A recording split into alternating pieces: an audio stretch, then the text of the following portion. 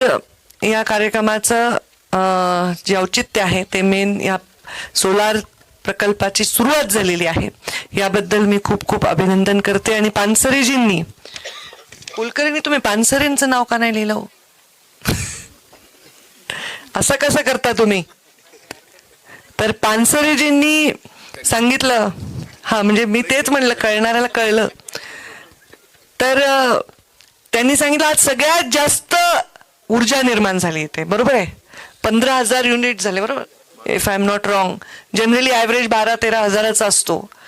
आता कशी नाही होणार? तुम्ही धनंजय मुंडेंना बोलवले, पंकजा मुंडेंना बोलवलेलं आहे, हो, दोन पण इकडे आहेत. सगळं इकडे एकत्र करण्याचं सामर्थ्य कराडांमध्ये असल्यामुळे, आणि पुन्हा वर सूर्याचा आपल्यावर कृपा आहे. पण हे काय चांगलं आहे का मला माहित नाही, कारण सगळ्यात जास्त रेडिएशन बीड जिल्ह्यात आहेत. हे चांगलं म्हणायचं का काय म्हणायचं मला नाही माहिती.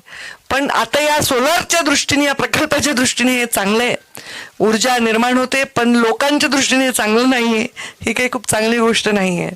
पण आज जास्त इथे ऊर्जा निर्माण झाली आणि ऊर्जा ग्रीडला जोडली जाणार आहे आणि पर्यायाने ती नागरिकांना मिळणार आहे.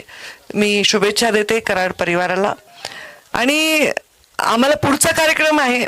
खरं तर हा कार्यक्रम 5 वाजताचा होता, पण शालिताईंचा निरोप आला की 6 वाजता ऊन आहे. आणि मग तिकडे किरण गीतेंचा कार्यक्रम आहे.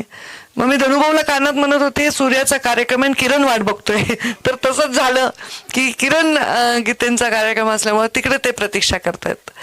आणि शालिनीताई पानसरेंनी आश्चर्य व्यक्त केलं की डॉक्टर असून त्या ह्या म्हणजे तुम्ही एकदा आमच्या सगळ्या डॉक्टरांना भेटा परळीच्या, ते डॉक्टर असून काय काय करतात हे तुम्हाला जेव्हा कळेल तर तुम्हाला अभिमान वाटेल. आमच्या उगाच बीड जिल्ह्यात असे खूप उद्योजक असलेली मानसिकता असणारे लोक आहेत. जसं त्या